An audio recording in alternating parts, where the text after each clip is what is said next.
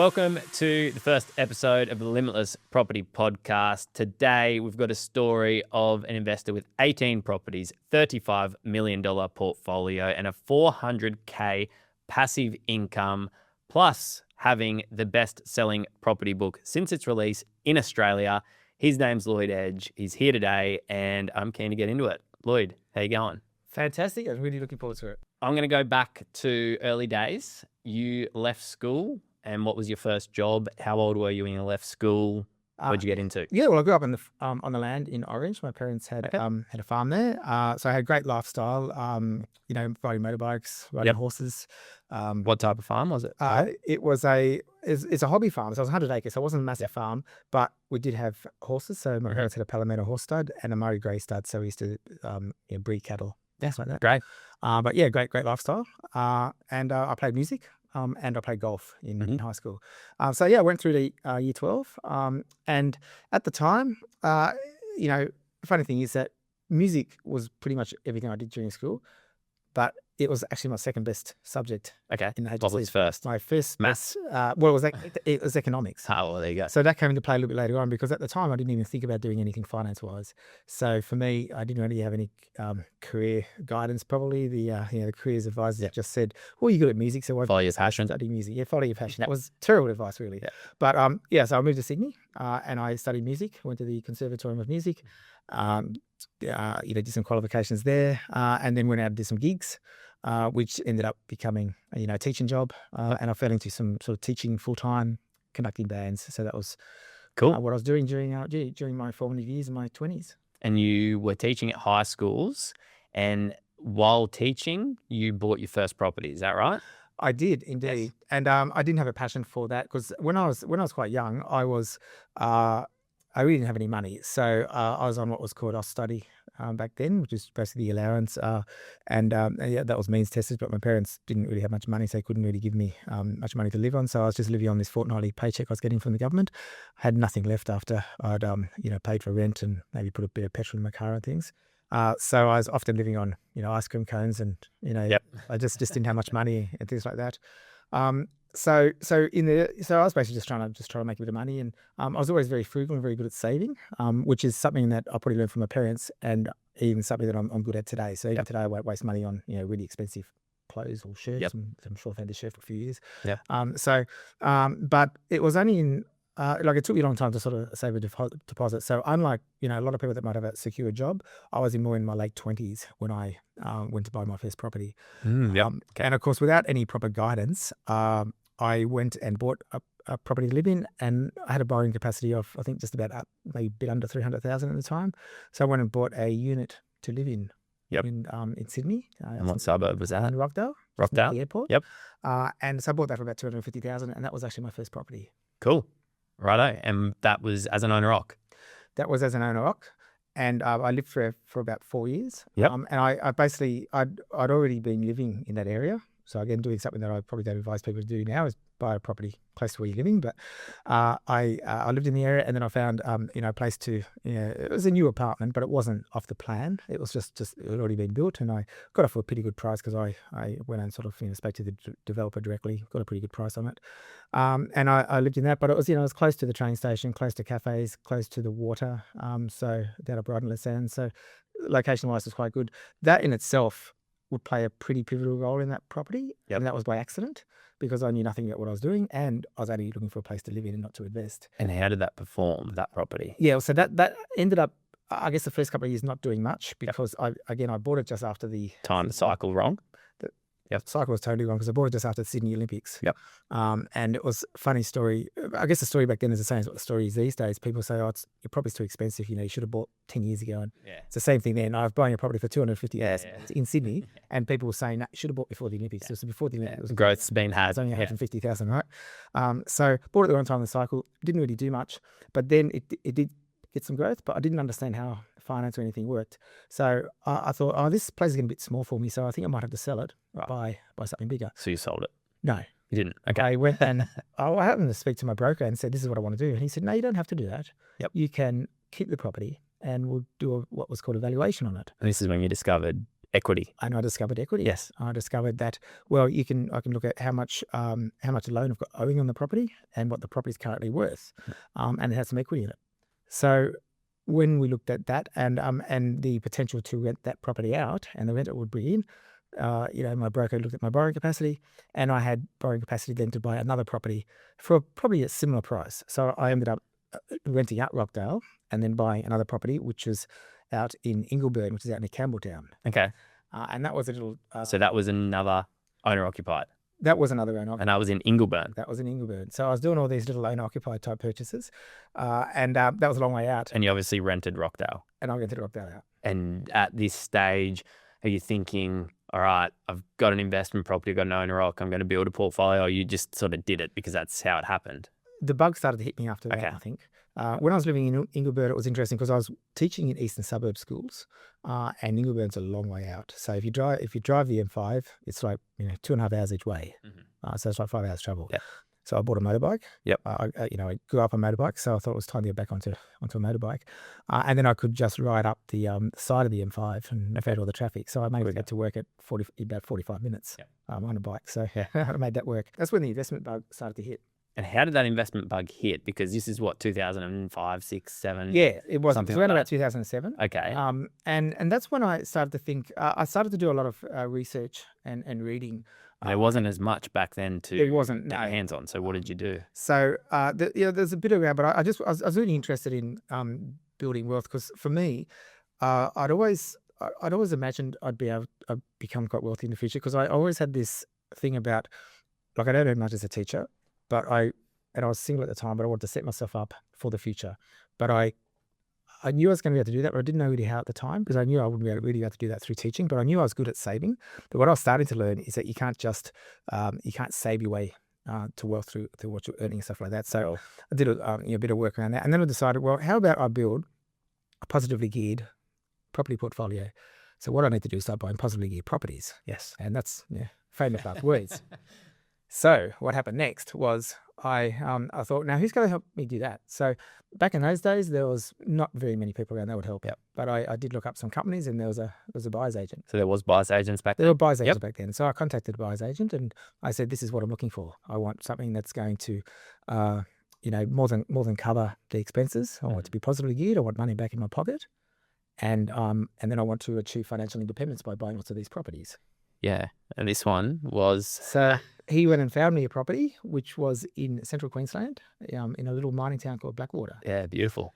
And I've never been there. And I've got to say, just about, I think initially I was buying, further down the track, I was buying property sight unseen at the time, which we never do now. I always look at properties these days. But back then I was buying sight unseen. This is one area I've never seen this property. Yep. But it was quite attractive because when you're paying $250,000 for a property and it's bringing in $820 a week in rent, it's insane. That that's a pretty solid yield. And the data was showing about 25% year-on-year growth for the last 3 or 4 years. $250K purchase price. Yeah. And it was how much? 800. 820 a week. Wow. Yeah. So so very very attractive. And I thought, well, I'm onto a winner here. I need to do a few of those. Mate, that's like 15% yield. Probably 13? Something like that, yeah. Something ridiculous. Calculate Anyway, exactly, but yeah. So it was very attractive. So that's... And this property, we know how mining towns generally go. But for everyone that doesn't, $250 buy price, did we get more growth after that? We did get a bit of growth. Yep. Because this is in about 2007, 2008. Yep. And it was getting solid growth. And what do you reckon? It was moving forward. So what do you reckon it topped out at? It probably topped out at about, I reckon, about between 450 to 500. So it doubled it. It close to doubled in value. Yes. But I've never been, unlike some speculative type investors, I've never been someone who wants to time the market and then sell. So it was never my intention to try to make a heap of money and then sell. I just thought, no, I'm going to keep the property. I'm going to be, become. Why would you sell it? It's doubling in 3 years. Let's keep going. $1 million soon, yeah. So, but fast forward. And the rent, what did the rent top out at? Was that about the top, the 820? Or? Yeah, I don't think the rent got much higher than that because it was, and this is the interesting point for listeners to note, it was rented by a company, a mining company. Yes. And what happened, so at the end of 2012, and I remember where I was at the time, the mining boom ended. And because it seemed like it ended overnight, but I think we had a little bit of warning, but it seemed like, I remember exactly where I was sitting. I was sitting with a mate, one of the guys I used to teach with, and I was sitting in the Coogee Bay Hotel. My property manager calls me and says, your company's moving out because the mine's been closed. And I had this empty feeling. And this is a few years later, so I already had some other properties by then, by the way, but this is just about this property. And I just had this really empty feeling. And I was going to have this empty property. So you've topped out at 500K value, about 820 a week rent. What was the next rent lease that you got on that property? Well, that's the thing. The next lease was 190. Oh my God.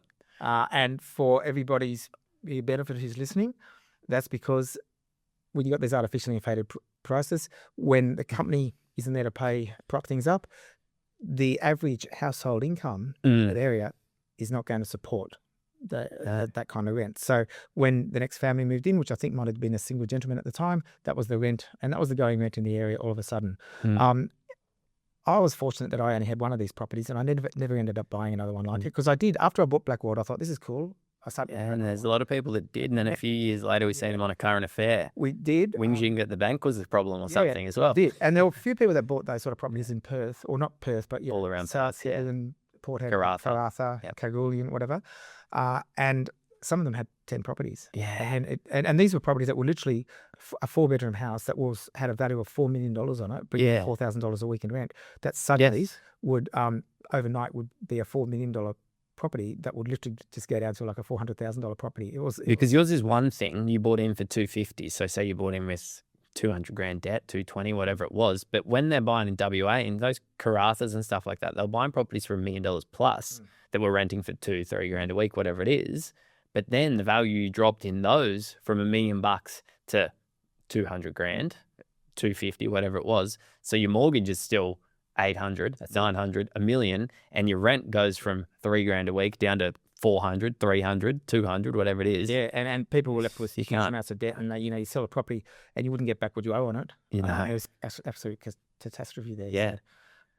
So obviously the biggest lesson around that is never to buy where there's no industries to support. So you need to buy where there's a lot of different industries: retail, education, manufacturing, healthcare. Nothing that's just relying on mining or something, or one industry, because if one of those industries do close, you need somebody else that props up the town. And for you buy, I know you buy a capital city and you'll buy regional as well. How small of a regional centre is population-wise? Obviously, population's on everything because you want a few industries in that regional town.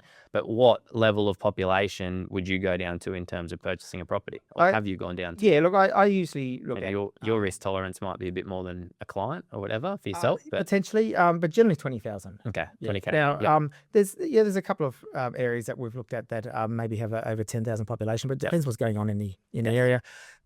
It also depends on strategy, which we can get into later, but around the actual budget and the yield, and whether that's and the risk for reward kind of scenario. But there needs to be things going on there. But you don't want to buy in an area that only has 2,000 people in there, and they're all FIFO, flying finance people. So not many people actually live in the town. There's like one primary school there. Nobody. There's no high school there. 2,000 people there. Median house price 800 grand. So it's So that was certainly a lesson to be learned. But the other thing about that, when I was looking, the whole idea about buying and trying to get financial independence, is that that's actually not how you do it. So to create real wealth through property, it's the capital growth that you need. Yes. Because at the end of the day, you need to have growth on your properties. Then you can leverage off that. You can sell down properties, use that growth to pay off other debt. If you have properties that don't grow in value or they go backwards in value, doesn't matter how much rent you've got coming in anyway, that's only going to be paying your monthly debt. It's not going to be providing the actual financial independence that you're looking for. So that's the biggest key thing about making sure that you're buying where there is going to be growth. Because that impacts your yield a lot as well. 100%. I guess so many people come to us and they say they want a positively geared property. And I'm like, hey, go back to 2021. Like, I'm not getting it today in a market that's worth investing in most of the time. I think the key point is a market that's worth investing in, because there are some markets where you can still get a high yield. Yeah, definitely. But I'm really honest and transparent with people now when they come to me and they say, well, what yield can we get? And I usually have that figured about 4.5 to 5% yield. Yep. None of this 6 or 7%. No. Because if we do look at those yields, we need to look at a different strategy. So that strategy might be dual income. I actually was just looking at some granny flat. Yeah, that's right. I was looking at a property this morning for someone off market, which is a duplex, 650K buy-in price. It's got a 6.3 yield on it. Wow. Rent. So that's a good asset. What location roughly? So that's up northwest New South Wales. Cool. Around the sort of the Tamworth area. Okay. But yeah, like that's so we need to deviate from strategies. You're not just going to buy yourself a standard single income house and get that high yield. You might have used to be able to in an area that's got decent population and decent amenities and things. Yeah. However, what happens? You buy a property today for 600,000, it might rent for 500, 550 a week. So you're at a 4.5% yield. But if that property goes through a significant growth cycle, I've had it myself. You would have had it a lot more than me. Your rent isn't staying. If that property goes from 600 to $1 million, your rent's not staying at 450. Your rent is going to follow. It doesn't follow as fast. Or so it did in Perth. And rents in Perth went through the roof. Yeah, they did. But a lot of the time, it doesn't follow as fast, does it? However, generally, when a market goes through a strong growth cycle, the rents do catch up, and then they 3, do catch 4 up. years down We the are line. seeing at the moment that rents are compressing because the prices have, like we've seen that a lot in particularly Queensland. Yep. Where there's been so much growth in Brisbane and also some regional markets, Bundaberg, Rockhampton, where the rents have really compressed. Yep. So Yield-wise, you mean? Yield compression? Yeah. So Bundaberg and Rockhampton used to be positive cash flow type markets. Yes. Can't get that there now because there's been so much growth. So it's okay for someone if you had bought a property 3 years ago in Bundaberg and you still got it, it would be positively geared. Yes. Based on what you bought it for. But if you were to sell it, the buyer's going to come along and be buying it at 4% yield where you might have bought it at 6% yield. Yes. So it's, and of course yield also comes down to like the cash flow comes down to how you leverage it as well. I mean, someone who's trying to leverage something at 90% or 100% is going to have a different outcome. Yes. Someone who wants to put in a 50% deposit. A lower loan debt ratio. You can get positively geared if you put in enough cash. Yeah. You can. So that's another, I think that people need to sort of understand from that. Yep. Okay, cool, mate. So we're at property number 3 at Blackwater. However, I know today there's 18 properties in the portfolio. So can we go through them relatively quickly, but give me a little bit of info. Where was number 4? So I bought a property in Toowoomba. Toowoomba? Yep. How much was that? So that would have been, I'm pressing my memory now, but I think that was probably about 380. Yep. 380 at the time. Toowoomba's an interesting market because it's had solid growth in What suburb did you get there? So that one was in Westbrook. So it's just outside of Toowoomba. Yep. That's like a market that I think in recent years has had pretty solid growth. But while I held that property, it was pretty slow for a lot of time. Mm-hmm. And it's an interesting market because at the time, all the property gurus around were sort of talking about Toowoomba as being the best place to. It was spruiked a lot years back. It was really spruiked. At that time, when people first started speaking about Toowoomba, I was actually starting to buy elsewhere where no one had ever heard of these places and never thought about investing there. Cool. One of those places was Armidale. Yep. New South Wales? Yeah, Armidale. Yep. It's a bit different to the ones in Perth and Melbourne, but yep. Armidale, New South Wales. And that's where I built my first duplex. Okay. Oh. Yeah. You built it? Yeah. So you bought, knocked down, or did you have a block that was big? Vacant land. Okay. So land was just over 1,000 square. I put 1,100 squares, built a duplex on it. You did a few of those type of things, didn't you? I've done plenty of them over the years, yeah. And then that was number 5. So somewhere in there though, number 5 was actually. So that's 2. Number 5 was actually the home that we moved into in Leichhardt. Okay. Sydney. Okay, cool. Yeah. So I'm going to go Leichhardt. So that was a home. So when I met my wife, I dated her for 3 months and then we bought a house together. Wow, you didn't muck around, did you? When you know, you know. Didn't muck around on that one. We thought, no, this is How'd you know so soon?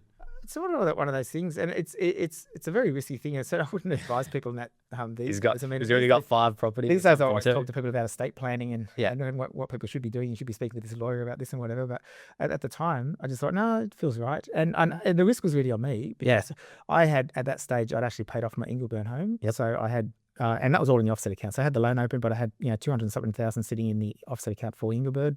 I took that out and I used that as a deposit to pay the property in Leichhardt. Okay. So the risk was kind of on me if things didn't work out. Mate, are you going to remember these up to 18? Probably not. I want to try and go through them so I can read them out 1 to 18 when we're at the end. Okay, so so that was that. Now I built property in Armidale. Yep. So that was 2. That would be 6 and 7 here. Armidale. Well, you're counting. Yep. So, but the thing about Armidale is that I built a duplex, and that's kind of what changed my trajectory. Investing. So what I probably want people to also realize is that the first few properties I had, yep, I I felt like I was in debt. I didn't feel like I was really getting anywhere because remember, my goal was to achieve financial independence. Yet I had a lot of properties. Well, when I say a lot, I had 4 or 5 properties, but I had quite a bit of debt. I was earning 70,000 as a teacher or something at the time, so not big income, and things were pretty much negatively geared.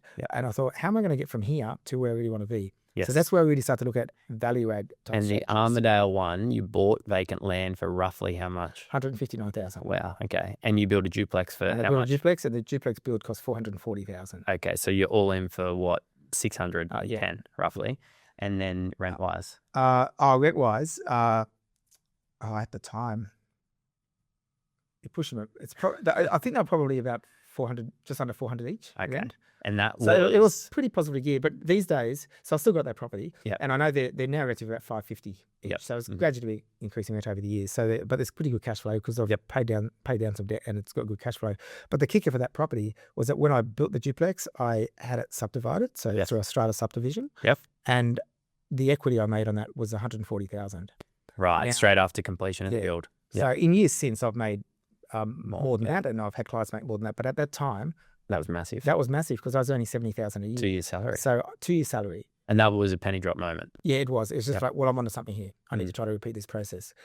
But what I did from here is that I refinanced that equity, and luckily, this is when I started to work with different brokers and stuff like that, because where people talk about getting maxed out and all that kind of stuff, this is also when I started to look at second tier lenders, third tier lenders, buying in different entities. There's a lot of different things that we can talk all day about all those kind of things to try to keep my borrowing. So you started buying in trusts, stuff like that, and but also using, because one of the things, and I still talk about this today, is that once the big 4 max you out, second tier lenders have higher serviceability calculators. Yes. So if you go with a Latrobe or if you go with Pepper, then they'll lend you more. Even the interest rates are higher. Yes. They'll lend you more. And interest rates never really bothered me because it's really about the end goal. It's not about, pay a bit too much interest here, so I'll leave that. An extra 1% versus getting another property. It doesn't, you do the math. It doesn't, it's not an issue really, if you can afford the payments, of course. But we get that all the time. People are, we're saying you should go to a First Mac or a Latrobe or Pepper, whatever it is. And they go, the rate scares them at first. And I say, all right, well, an extra 1%, 500K loans, $5,000 a year. You're buying a 600K property. If that grows 10%, you make 60 grand. I'm like, okay, cool. And they go ahead and they do it. All right, Armadale. So where next? So next thing I bought was I went and did another duplex in Newcastle. Cool. And the suburb was around Fletcher. I don't know where that is. So that was 8 and 9. Yep. So I did another duplex there, and I got significant equity out of that one in the end. That process. Construction takes a while. So get the land, do the DA. Back in those days, everything was DA. These days, you can do a duplex through a CDC, a compliant development. But back then, it was all DA. So each duplex build was sort of like really 18 months to 2 years down the track. So I was doing other stuff in between time. So while I was waiting for that to build, I was also looking at, how can I do other And this stuff? was still while you were teaching? Still while I was teaching. You're busy. Yeah. You're doing you had it going on. And how are you finding lending at this stage? You were moving into trust and that sort of thing at the moment? Yeah, lending. Well, trust obviously were much easier to get lending in than what they are now. This was just where I was getting to the stage where I was sort of setting myself up. Okay, so we're about property 9. What year roughly? So I would be looking at around about 2013, 2014. Yep. Yeah. Cool. But that's also when I did a couple of, so I did that Jesmond duplex I sold. Yep. And used that to pay down some other debt. Okay. So that doesn't count as one of the current properties. Okay, so both of them were sold. The Newcastle ones, yep. Wow, this is cool. And then I went in and did another one, Mm-hmm. Which was in West Wallsend, which is also in Newcastle. Yeah, I know where that is. And the same process, because what I was doing is I started to pay down some debt, because it was at this stage where I started to then realize like a passive income. So the other one was Jesmond. That's great. Yeah, so Jesmond and West Wallsend, yep. Yeah. Meanwhile, while I was doing those, I also started to look at some other, because when I had money tied up doing that, and that's when my borrowing capacity started to be a bit restricted. Yeah. So this is where I want to do something that I don't generally advise people to do, but for me, it worked. I went and bought a property off the plan. Mm-hmm. So I went and bought a property off the plan in Brisbane. Okay. In the city, so suburb of Newstead. Oh, wow. And it worked well because Newstead Apartments did not do well for a long time. No, they didn't. And they probably didn't do well at first. But the thing is that I was pretty much tapped out of borrowing capacity at the time. Yeah. But I had a bit of money. Yes. So I went and put down, I think it was 395,000 purchase price or something at the time. It's now, it's doubled in value now since then. But I had enough for $40,000 deposit or whatever I need to put down. And then it wasn't going to be built for 2 or 3 years. So I was able to do that. And I did the same thing. So I've still got that property. And I've also got a property in Alexandria, which is also another property I bought off the plan. Okay. And again, I don't generally recommend people buy off the plan, but for me, there's a bit of a strategy behind that. So that's a Sydney one. That's correct, yeah. And this is before we had kids, but I was married by that time. And this is still teaching?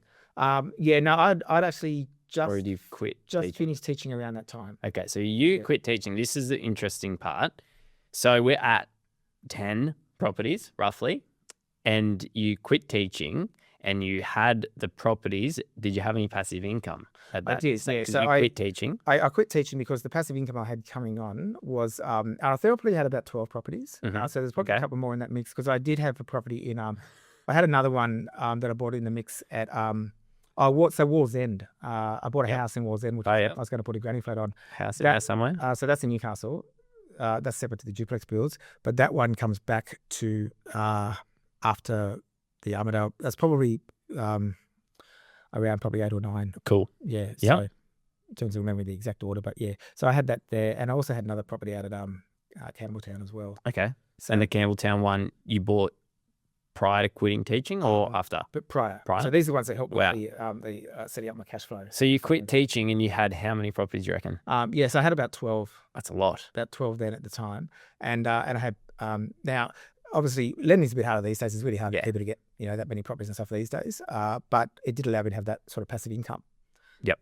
And what was that passive income roughly? About 100,000. 100,000? Yep. In what year was this? 2015? Around that, yeah. Okay. Oh, yeah, actually, yeah. I think I quit teaching about 2014. Okay. Yeah, that's good. 2015. So that replaced, really, you started in what, 2005, 6? So the first property I bought was about 2003. Okay. But I wouldn't really say I got going until about 2007, 2006. Wow. So in a 9-year period, you completely replaced plus more your teaching income through property. Yep. It's very good. And that was a lot. You would have been pretty dedicated to this over that period. I was pretty dedicated to it. Yep. Also keep in mind that these days, most states have legislation in place where you can only increase your rent once per year. Yeah. Back then, there were no restrictions. You could, because when you buy in a high demand area, and that's one of the reasons they've got the restrictions now. But like I used to have in the lease agreements, I used to, we used to have a rent of, just say we're going to charge $800 a week rent. I'd also say, okay, it's a 12-month lease, but I'd say lease to increase to $850 at 6 months point. Yeah. So you'd actually increase at least halfway through the rent, halfway through the year. Well, rent reviews are very common. So it's very common. So for me, because you need to run your property portfolio like a business. Yeah. So having that rent, moving up was really important. Yeah. Okay, very good. So we've got 12, 13 properties. We've quit teaching. We're at 2015, something like that. And then obviously you got a buyer's agency business now. Is that when that started, or did you have a few years off? What'd you do? Did you think about retiring, doing nothing? It's not really in my nature. Yeah. So there's an interesting story around that, I guess, is I probably thought about initially retiring from teaching as far back as about 2001. Okay. I just knew that. Yeah. I was always, parts of it I really liked, yeah, and parts of it I just felt jaded. Yeah. And also there's a bit of politics in the schools. So, I always thought I'm going to do something else eventually. Didn't know what it was. I did look into becoming a mortgage broker at one stage, and I fell into this company, one of those marketing scams where they get you on a plane and they fly you up to a nice hotel and they try to sell you up. Oh, no way. Franchise in the business and stuff like that. So but I didn't fall for any of that kind of stuff, but I did look into becoming a sort of a mortgage broker. And then I thought, that sounds like, hard work or not something that I'd be that passionate about at the time. And I think, and then probably going back to about, I was really passionate about property. So probably going back to about 2009, 2010, I used to talk to, because not long after I met my wife, I used to talk to her about property all the time. And then, she'd say things like, "Oh, you should write a blog so that I don't have to listen to you talk about property. Just write a blog." She was sick of you yapping. So I started the blog, and the blog was called Property Powwow. Yep. and it was I just put a blog up there. And a blog was on a website, or It's just on a website. We just had a forum thing that you could people comment on, people or can comment on it. Yeah. Yep. But yeah, it was just it had no SEO on it, so I don't know how much traction it really got. Yep. But it was just there. A few people read it. Because a few people sort of contacted me and asked me for some advice, and I couldn't really give proper advice. I was just an investor. I wasn't like a qualified buyer's agent or anything like that at the time. But that was a bit of fun. And then when I had a bit of success, because I was doing quite well with developments, particularly because I was making some money on them. I know I was featured in on SPI podcasts and API magazines. Yeah. I remember I was on interviewed on 2GB one year. I think I must have been in the newspaper, and then I think the host from 2GB, because they read the newspaper and they said, I might talk to this guy about property and whatever. That ended up being a really good. That's my first radio interview, and it ended up being much longer than he's expecting, because he's expecting to talk to me for about 2 minutes. And he just wanted to keep going. Yeah, we spoke for half an hour, the whole break from 1 to 1:30, and it was really funny because that was while I was still a teacher, and I was sitting in the school car park hoping no one was going to bother me. Yeah. While I was on the radio here. But after that, I started to get people coming to me and asking for advice and help. So that's kind of when, my wife, when said to me, she said, well, you should just, you should get qualified, do this, meet people in coffee shops, talk to them about property and advise them, like, become a buyer's agent and stuff like that. So, and, these days it seems like everyone's becoming a buyer's agent, but back then it wasn't really a thing. It was kind of like, well, actually, I'm really passionate about property, and I like helping people, and I like teaching. So so it was about combining my passions of teaching and property. So for me, it was really about getting in there and trying to help people. So that's kind of how that started. And I had clients coming to me. So I went on, studied my qualifications, when I got a diploma in property, did all that while I was teaching. So I did that online. I'd teach all day from 7 in the morning to about 4 in the afternoon. I'd race home, and then I'd study all night to about 3 in the morning. So I have about 2 hours sleep every night. But I was just really working hard to get my qualifications. And once I'd done all the units, then I went and got my licenses. That allowed me then to officially be able to help people.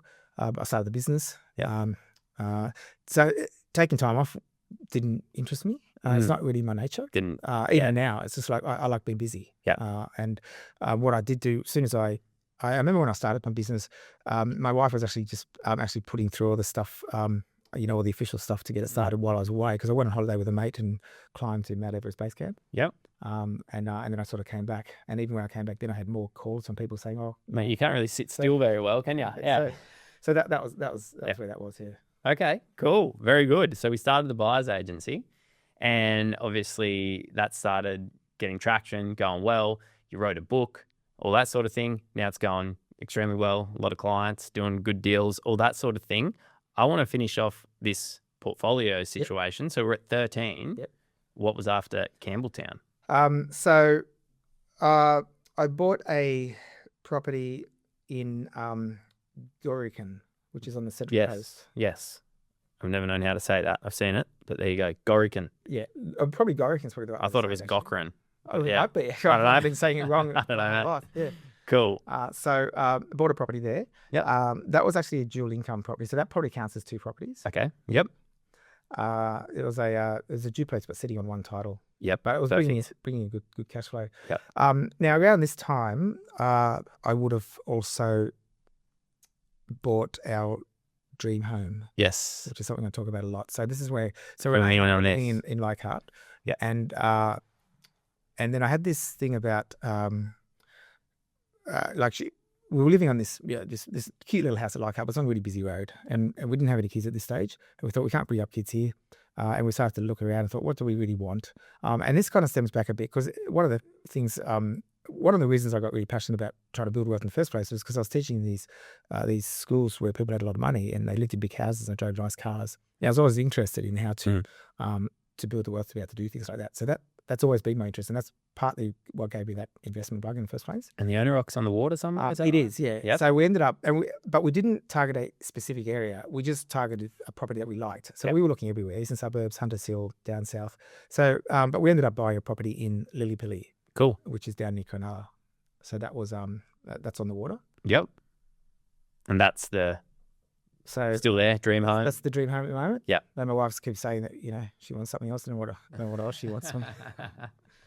So that would have been a fairly different purchase price to most things you've done before. Yeah. So I paid $4 million for that. Yeah. Okay. At auction. Yep. And what year would that have been? 2018. Okay.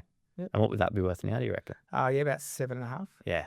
Okay. Yeah, So that's a big jump, but done okay. you had the equity there. Had the equity. By this time. Well, that's one of the things is that I actually sold a couple of properties. So this is when I sold the property in Walls End. Yep. And I sold property in that we're living in Leichhardt. So I was thinking about keeping the property in Leichhardt, but it was a 100-year-old house. It was renovated, but it still had a few maintenance issues. And I thought, I don't need the headache of this sort of property in Leichhardt, which would have a few issues. Yep. So I thought it doesn't really meet the investment type brief for me at the time. I mean, it was a good value property, and it made growth on us since we had it. But so we sold that, and then in order to get enough deposit and my finance through, I had to sell another property. So I sold the property in Walls End, which is originally something I was going to build a granny flat on. But that's probably only bought for about 300,000, and then sold it, probably 700,000 or 800,000 or something. Yeah, sold it. So made some money on it. We'd be worth even more now. So I did that to get the property. Good. Yeah. And now with that owner rock, I'm assuming you've sold the investment properties and then you've put down a decent sized deposit on that.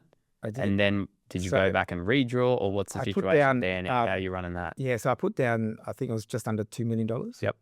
In deposit. So that's from years of building up to that point. Yes. And that's kind of comes back to where like anybody who comes to work with me as a client, I always talk about, because their goal is to get their dream home. And then often people say, well, I want to go buy my home now. Yes. And then we sort of talk about, well, it's probably better to get onto the investment, rent best first, and then buy a dream home a little bit later on. And I'll go to that. Coming to $2 million to buy that house wouldn't have been possible without all these That's others. that's exactly right. Yeah. Now, just a side note to this, I also paid that house off in 4 years. Yes. Okay. But that's also only doable through things like duplexes. Yep. That I was building and selling. So some of those that I'd done along the way, they don't necessarily count as properties I've currently got, because I'd get sort of development finance. I'd build them, I'd sell them, I'd take the profit, I'd pay off some debt. So that's what I was doing from that perspective. Now the property after that though, I bought. So we ended up getting a holiday home. I'm pretty sure that's what came next. Yes. Okay. And where's that one? That's down at Mollymook. Yep. On the south coast. And holiday home, what was the reason for that? Obviously, holidays home, but yeah, did you go for an investment lens as well? You think it's going to do well? I always go for. I think it will. I always go. I think it will. Yeah. Even when we bought our home. So Mollymook or Allerdale Mollymook was somewhere I used to go with mates when I was really young. Yep. And then Renee and I went on a baby moon there when we were pregnant with our first son. And we just stayed in an Airbnb there, and we just loved the area. Yep. And we stayed in a couple of more Airbnbs, and then the conversation came up is that, we should really buy a house here. And all those properties I've bought it's always sort of been me buying it. It's not, my wife hasn't been really involved apart from our home. Yes. Or both the homes that we lived in together. The rest of the investments, it's a bit of an ongoing joke, because often I'd come home and say, oh, hey, honey, I just bought a property. Yeah, or I just bought a property in Brisbane. And she'd say, oh, yeah, really? Whereabouts? Like, it's like, no, what's it look like? Show him the kitchen. Yeah, it's like she doesn't know. Yeah. But when it came to something like the holiday home, she really wanted to have something there. Yep. And I thought that would be a really nice lifestyle to bring up kids. It's beautiful. Yep. But it's also, it's kind of like the next, I think at the time I was thinking it would be the next Byron Bay. I think it's going to do well down there. Sure. Yeah. Byron Bay has, of course, dropped in value, had 30% decline in value last year for various reasons. But at the time, these coastal suburbs were starting to do really well. This is just, I think this is just during COVID, just prior COVID actually, because obviously everything boomed during COVID. So anyway, she's the one that found the property, this particular one. Cool. But she just found it online. Yeah. I knew quite a lot of the agents down there from my work and stuff, but she found the property and said, I really like this one. This is located where we want it to be. And it's just opposite the golf course. It's easy walk down to the beach. It's virtually opposite the beach, and it's easy walk to the cafes and stuff, and a lot of other places. Everyone knows Mollymook, if you're buying up the headland, you're not really cafes and stuff like that. So it's really good from that perspective. So she really wanted that property. But I went down and looked at it myself. Not sure what she was doing at the time. But I just drove down to look at it, and I decided to make appointments and look at lots of other properties as well, and looked at all sorts of properties. But that was, that was the one that we settled on. But the thing is that I made a deal on it that day. Did you? Yeah. And I think Renee was a bit upset with me because she said, I wasn't sure, I haven't seen it yet. So I said, well, I don't. Was she happy when she got there? She loves it. Yeah. And we still love it. Good. Yeah. So bought that property. So that was a 1.6 mil purchase at the time. Yep. And that's, it's probably worth, comparable size at the moment, anywhere between 2.2 to 2.5.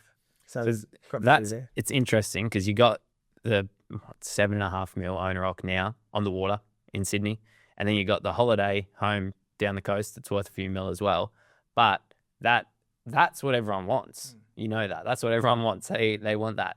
But that only came because of all these. That's the point. And I think that's something that I try to be very honest and transparent with people about. And people will read my 10 to 15 years. Yeah. Well, it seems, hard work. I mean, I bought Lilypool in 2018, and Mollymook would have been around 2020. I will say this, it might have been 2021. Yeah. Maybe just during sort of COVID type period. But I bought my first property in 2003. Yes. Didn't happen overnight. No. So sometimes people read my book and they'll think, I want to do it. What you did, and if I buy a couple of properties and then I'll rip a job, that kind of stuff. But it's a big process. And I also put myself out there and did. I just remembered another property I actually bought in Newcastle. Yeah. Which would probably be about property number 9 or 10. Oh yeah. But they go and have the wrap. I'm going to put another property in Walls End. But yeah, there's But I remember that one because it had issues with the veranda and getting the occupation certificate. So I have to do some work on that. But yeah, look, there's it took a while to do that, and I was also not too risk averse. Like I was never, for me, it was never about the emotion, not about the perfect property. Probably the emotion is just when you buy your own home, but investments, like it's about the numbers and how's it going to work for me? Is it going to fit? Does it have the profile of an investment grade property, like in a nice quiet street? And are they in good school catchment zones? Is it got a high owner? I like to buy where there's like owner occupier proportion of about 70 to 80%. So is that suburb or is that street? Both. I look at the suburb and then I look at the micro within the street as well. And obviously buy away from don't want to buy where the crime rates are or the housing are. So they're the important. So I look at those numbers. If that's what works out for me, I don't care. I don't walk into a property and think I don't like those blue walls. No. You can do something about that later. Someone else can do something about that. Someone who can hold a paintbrush. You can't pick it up and move the property. Yeah. So but it's about getting there and having a go. And I've never sat on the sideline and thought, oh, well, what if the market, does this in 6 months or does that in 6 months? And over this time period, there's been many different wars all over the world, GFC, COVID, all these things. I think has anything worried you? Has anything made you go, oh, I shouldn't be doing this, I should stop? I mean, clearly not. Not really. The other reason that, I remember that other Newcastle properties, because that's the one thing I thought about at the time, because I remember when buying that property, I was left with not that much cash in the bank, because I've always been big on making sure I've got deposit for buffers and stuff like that. Too. And I remember at that time I only had about $10,000 in the bank. And I thought, oh, okay, I can't put Renee and I in this situation where we don't have much money. So, and that stopped me from buying another property after that, because I bought a property and thought, okay, I've got to back out here and make sure that I'm in the right position to move forward. So for me, it's about just always making sure that we're in a good situation financially. World events don't bother me. We went through the GFC, and if you had held property through there and you bought property, you've done well.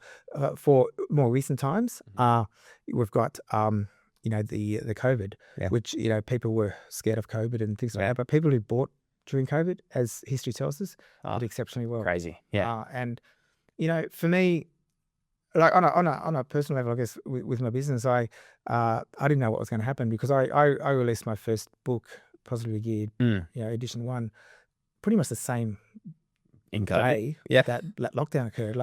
And I just thought, oh, that's bad timing, and had to you couldn't have the book launch because everything was closed and whatever. And then I thought, oh, what's going to happen? Like maybe, and I think for a couple of weeks the phone stopped ringing. We didn't have any, people ringing. I thought, oh, what's going to happen? And I had a small staff at the time, had a couple of employees, and I was fortunate though that I'd set the business up pretty well. That we had good revenue, and we had good savings. So I felt confident that we'd be okay if suddenly we had no clients. We would be able to get through this. But things were the opposite. But everyone probably stayed home and read the book. Everyone stayed home and read the book and whatever, but we ended up having hundreds of inquiries. How did you get the book out there when you first launched it? Oh, well, podcasts. Yeah, I did podcasts, but I also got a bit of a Guernsey on, I think, Channel 7 and Channel 9 and things like that. And because it was published, it's not self-published, it was published, the publisher, which is Wiley, which I'm Wiley and Sons, they do all the marketing. So they get the book out there. They had it into airports, front and center at airports.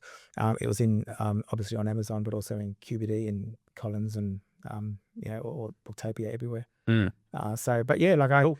when I was writing the book, I didn't even know whether Anyone would read it? anyone would Anyone read would it. care? Well, they was- did because it's in a bestseller. It is a bestseller. It's There you go. the number one best-selling in that space. I think you nailed the name Yeah, as well. Yeah, I That think was a big part of it. that's been attractive. I think the name of it. Yeah. People are interested in that.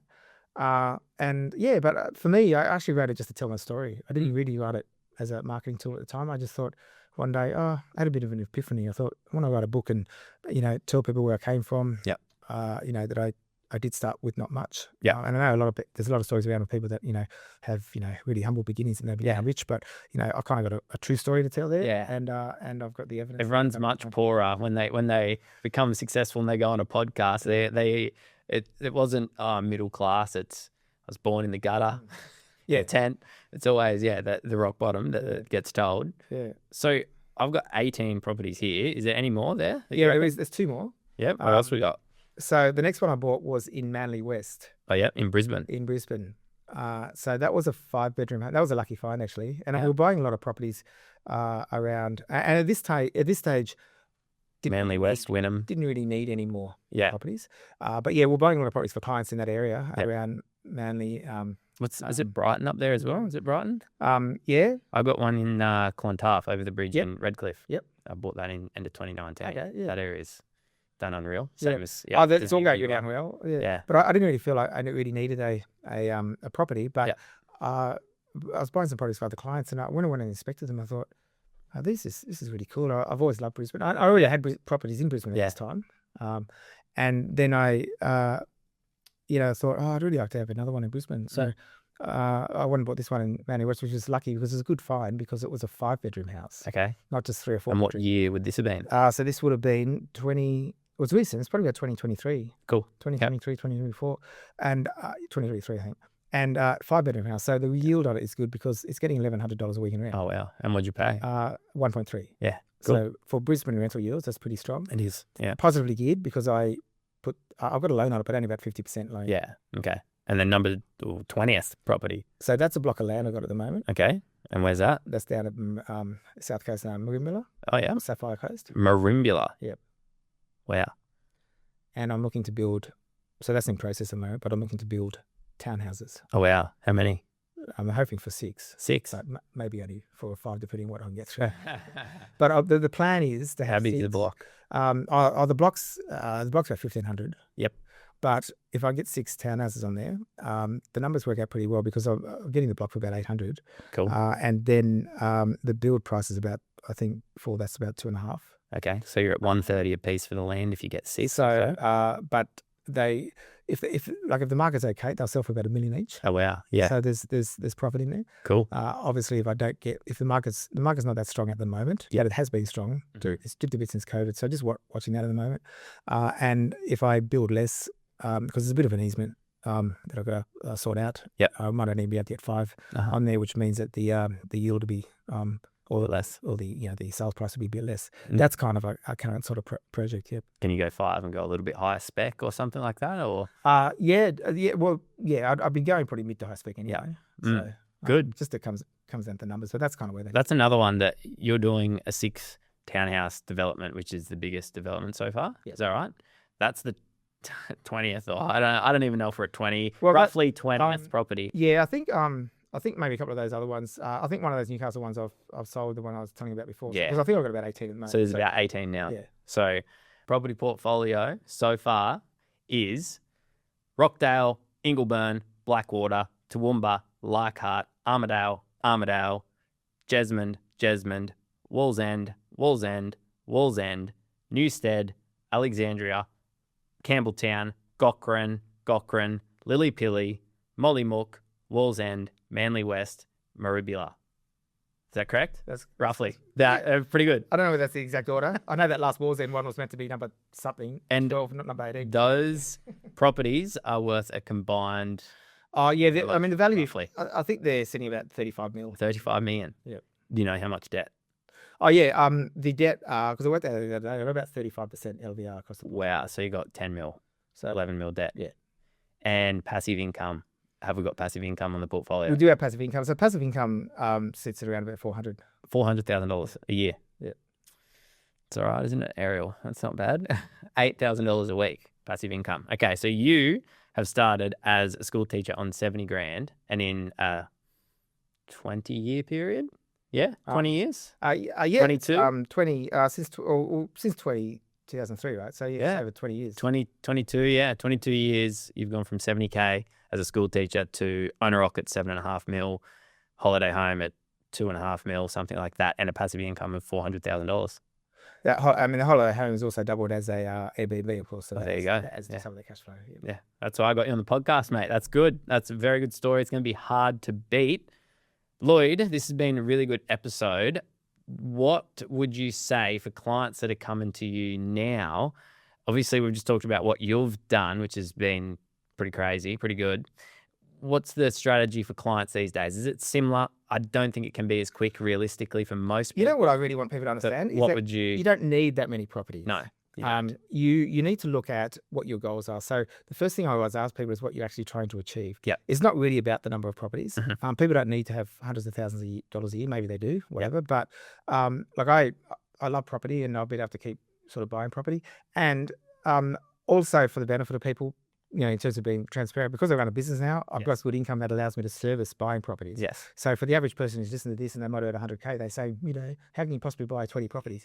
The average person can't. The reality is, though, you could put the foot down and go a lot harder, but you don't really need to. But, that's correct as well. Yeah. But I just want people to also understand that when you're on a higher income, you can service more debt. And that's, while I did buy a lot of properties when I was a teacher, it is harder to get lending now. Yes. But now that I run a business, I can service more debt, and I can do other things, but I don't really need to. I'm in the market now to potentially buy another property, but I keep thinking to myself, well, do I really need it? And what am I going to buy? And I'm always big on strategy. Well, I'm at 9 and I feel like that now, but you at 20, maybe. That's a good outcome. No, 9 is really good. But what I was going to say is that sometimes, because we do very detailed strategy sessions with our clients, and it often works out that you only need 3 or 4 properties to achieve what you're trying to achieve. So I want people to really understand what their goals are, and not try to get blown away with numbers, because they might seem like a lot of properties to you, but you listen to stuff on social media where people are talking about having 50 properties or 200. Yeah. And God knows how you can have 200 properties and possibly you can keep track. Yeah. But the point is, you don't need to. No. What are you trying to achieve? Because you might just need 100,000 passive income. To get passive income, you're doing to pay down debt. Yeah. So there's got to be strategies involved with that. You need to look at the timing around that. Whether you need to sell properties. But let's face it, if you've got properties that are bringing in $35,000 a year rental income, 4 of those properties will be bringing in over $120,000 in rent minus your expenses. It's not hard to get to $90,000 with just 3 or 4 properties. And if you got a paid off owner-occ as well, people don't need as much money as they think they're going to need. You don't have to pay a mortgage. Yes. Especially kids have left home, that sort of thing. Yeah. People come to me and they say, I want 200, 300, 500 grand passive income, and they're on 150K. It's just not realistic. Yeah. But replacing your income over a 10, 15, 20 years is a lot more realistic and can be done. Yeah. So people just need to know the goals, where they're going, and then just have a strategy in place. And something else, commercial. Do you plan to go into commercial at all? Yeah, probably. It's not. It's something I think about all the time. Like for me, commercial is a different ballgame, because I feel that commercial doesn't have as much solid growth. Yeah. Like residential properties get more growth because it's always something that people want to live in. Yes. Things like that.